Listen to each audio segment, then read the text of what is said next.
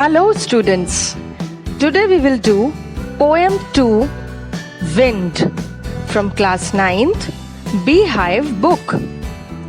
So first of all, let's discuss about the poet.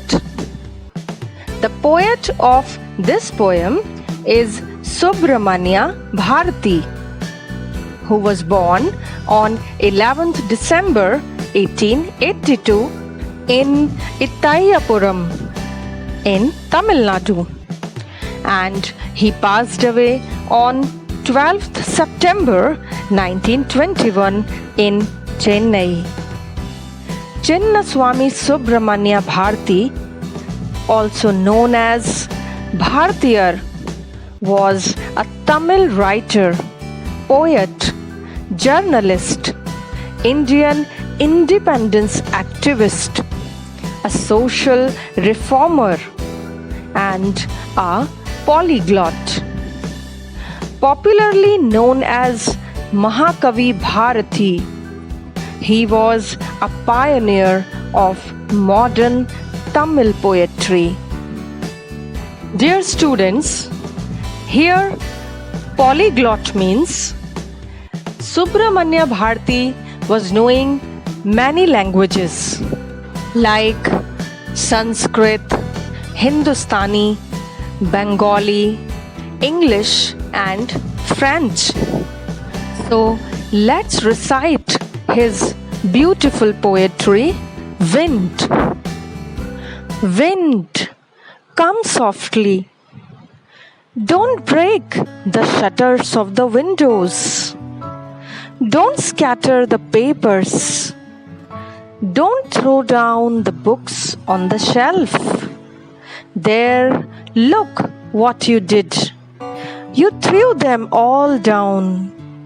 You tore the pages of the books. You brought rain again. You are very clever at poking fun at weaklings. Frail, crumbling houses, crumbling doors, crumbling rafters, crumbling wood, crumbling bodies, crumbling lives, crumbling hearts. The wind god winnows and crushes them all. He won't do what you tell him. So come, let's build strong homes. Let's joint the doors firmly. Practice to form the body. Make the heart steadfast. Do this, and the wind will be friends with us. The wind blows out weak fires. He makes strong fires roar and flourish. His friendship is good. We praise him every day. Let's see the introduction to the poem. We all know that wind is a natural phenomenon. In this poem, the poet talks to the wind. The power of wind has been described, and the poet says that wind is destructive, which can destroy anything. He has linked the destructive power of wind to the adversities of life and says that the weak people break down, but stronger people emerge out of adversities stronger.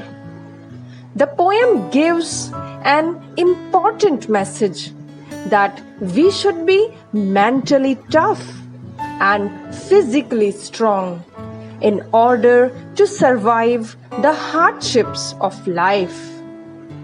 A weak person breaks down like a weak building and crumbles. We must make these destructive forces our friends with our strength and determination. Now let's see Stanza I Summary. Stanza I. Wind, come softly.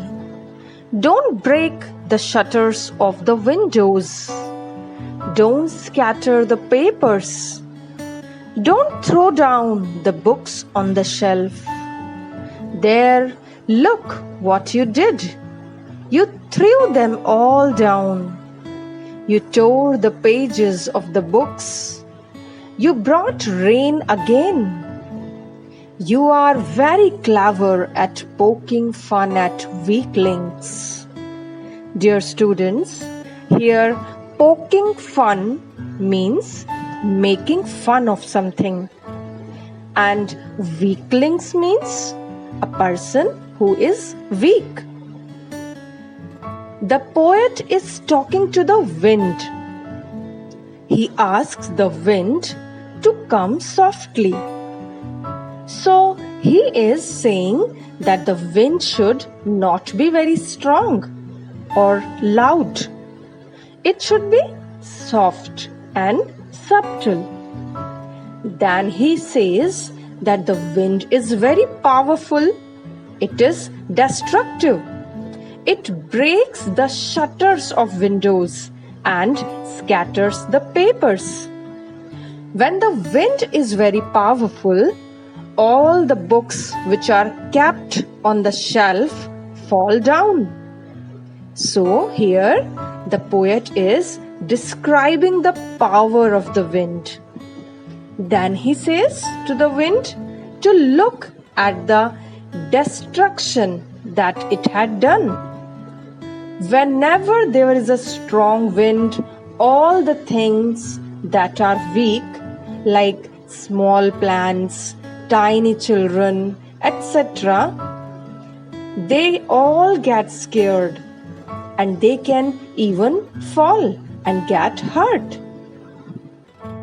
We can say that in the initial part of the poem, in the beginning, the poet is referring to wind as a young child.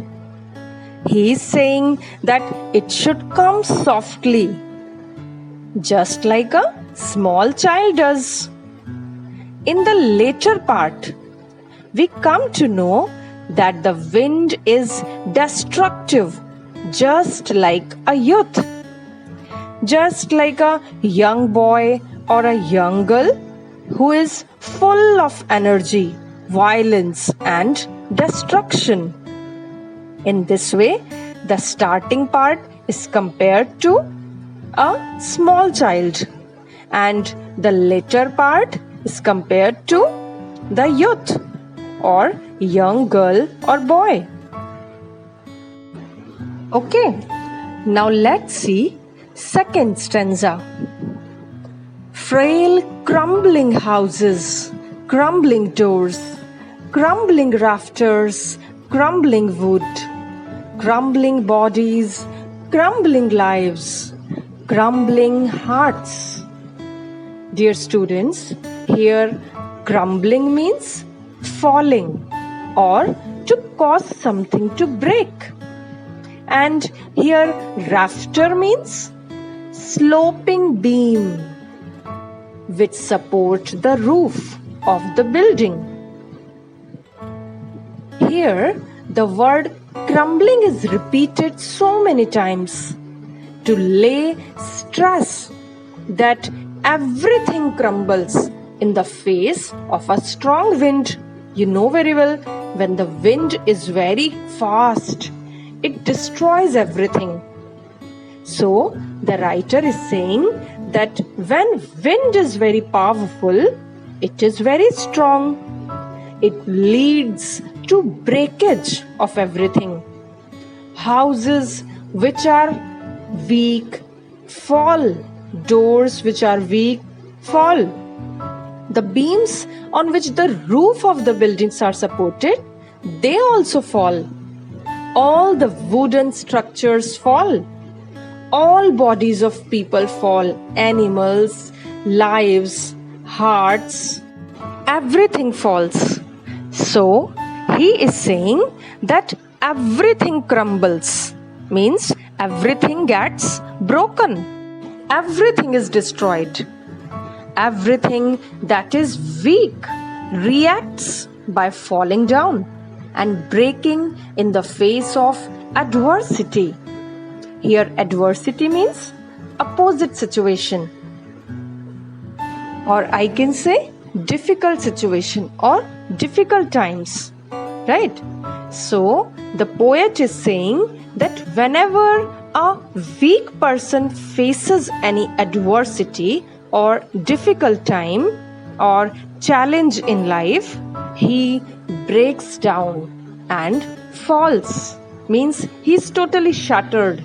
At that time, he does not know what to do, and the person gets depressed. After that, the line is written, "The wind god winnows and crushes them all." Here, winnows means to blow grain free from chaff. That means separate grain from husk by blowing on it. Okay, when we separate grain from the waste by blowing it into the air, that is called winnow.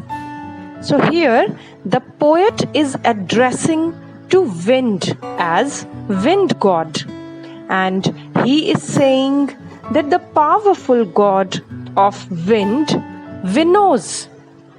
That means he sifts all the people. That means I can say he filters all the people, and those people who are weak fall down and get crushed. Means only weak people can be shattered if the wind is so fast, because strong people save themselves, right? So here weak people are the husk or waste which is present in the grain, and those who are strong people who are saved by the power of the wind, they are compared to grain. Got it? So here a comparison is made between grain, wheat and people. Just like we winnow the wheat to separate the grain from chaff, the wind god separates the strong people from the weak people. When there is a strong wind, all the things that are weak fall and get crushed. Right? Now let's see stanza 3. He won't do what you tell him. So come, let's build strong homes. Let's joint the doors firmly. Practice to firm the body. Make the heart steadfast. Do this, and the wind will be friends with us. Here, steadfast means firm. Okay, that does not change easily. Here, the poet wants us to make friends with the wind. That is, the adversities in our lives. He says that the problems will not listen to us. Okay, they will come. So we should be prepared. In preparation, we should build strong homes and close the doors of our house firmly, so that the wind cannot get into, it cannot come inside. And then he says that we should also make our bodies strong and hearts firm to face these challenges. And then, once we are strong enough, all the challenges will be like friends. We will not feel that they are troublesome. Okay? Now let's see fourth stanza. The wind blows out weak fires. He makes strong fires roar and flourish. His friendship is good. We praise him every day. Here, flourish means grow. Dear students, the poet has kept the wind on a pedestal. Here, pedestal, I can say that he has kept the wind as a base or support for him to have a strong life. Okay, he is comparing the wind to God. He says that wind is God and we praise wind every day. He adds that everything that is weak gets finished off in the face of the strong wind, and all the things that are strong flourish and grow to become stronger. He is giving us a very important message that we should not feel bad that we are facing so many challenges and adversities in life. We should make ourselves physically and mentally strong to face these challenges. And once we are strong enough, we will overcome the challenges. We will become friends with them, and then we will be happy that we had these challenges in our life, because they help us become stronger and better. So, dear students, this poetry teaches us to face the difficulties strongly.